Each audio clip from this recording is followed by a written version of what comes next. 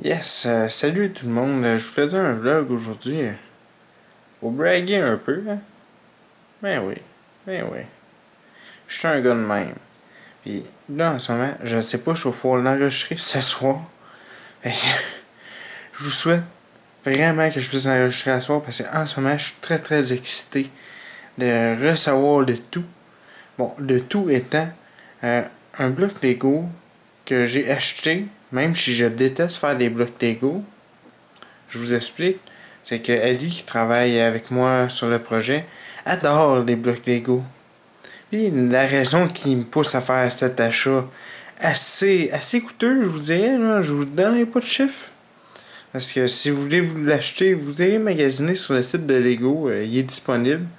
La raison qui m'a poussé à faire ça, c'est l'intérêt pour l'objet représenté dans le Lego et le réalisme. Vraiment, là. Parfait.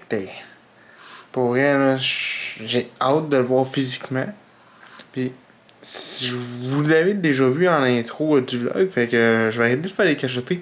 C'est un bloc Lego qui représente une TV, les vieilles versions style meuble en bois, là, on se souviendra. Et pour ceux de ma génération, le côté qui est vraiment intéressant, c'est au niveau de Nintendo qui vient avec. C'est sûr, c'est une version presque fonctionnelle, je vous l'avoue, là. Elle est vraiment pas grand chose, elle est vraiment fonctionnelle. Et la manette et tout ça, les vieilles Nintendo grises qu'on avait quand on était jeunes, les Super Nin. Et oui! Puis je suis nostalgique de ça. Fait que, en plus de ça, la TV elle diffuse le jeu sur un espèce de Rolodex qui est activable. Fait que, bon vlog.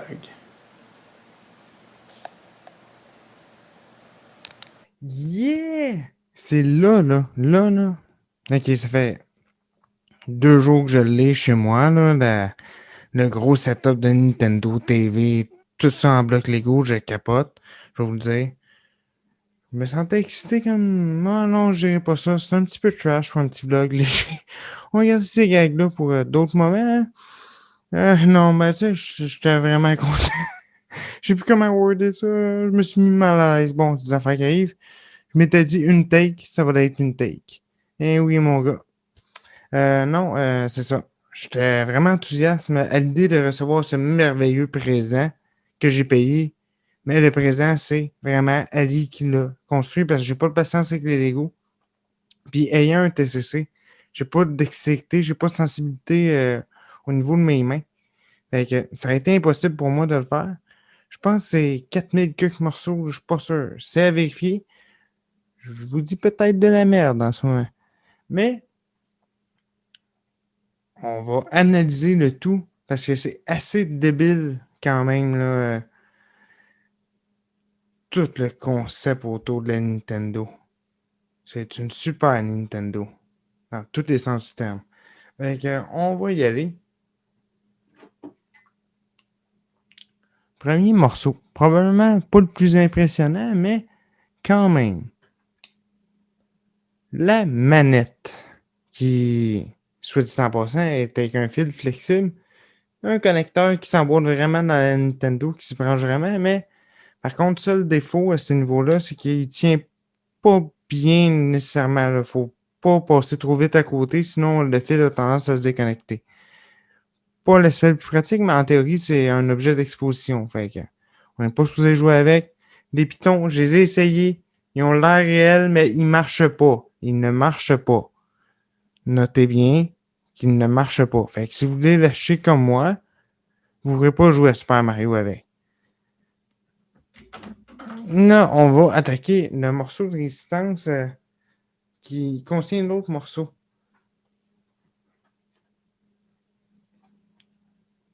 C'est pas une brique, c'est une Nintendo presque fonctionnelle. Quand je vous disais, là, elle est très très réaliste, regardez, il y a même les branchements fictifs. J'ai essayé de les brancher, ça n'a pas marché. Le jus, il veut pas rentrer dedans. Ça sentait le brûler, le plastique fondu, ça n'a pas marché. Je vous le dis tout de suite, c'est pas une bonne idée. Sinon, on a même des fils cathodiques. Sais-tu même qu'on appelait ça à l'époque? C'est-tu des fils cathodiques? Les trois couleurs, là? Bon, ils sont là. Ils sont là, les trois couleurs. Ben, les deux couleurs, dans le cas qui nous concerne, là. Bon, on a des pitons qui semblent fonctionnels, mais qui ne s'enfoncent pas. Mais c'est vraiment très, très bien fait. Comme vous avez pu le voir dans les gros plans que j'ai fait au début du vlog, c'est assez failé, merci. Là, à ce moment-là, si on veut le pousser un petit peu plus loin encore, on vient ouvrir la petite trappe ici. Et regardez, ma cassette est-tu dedans? Attends, je la vois pas. Ah, ben ouais, elle est là. Bon, je vais vous la remonter. Prise 2. Prise 2, on se reprend, mon petit Louis.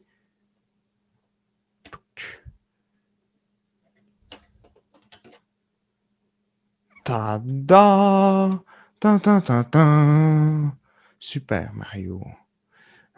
C'est assez débile, les détails. Je sais pas comment l'ouvrir trop. Fait que j'ose pas vraiment l'ouvrir. Je sais que Ellie, elle l'a ouvert devant moi. Elle a tout enlevé le dessus.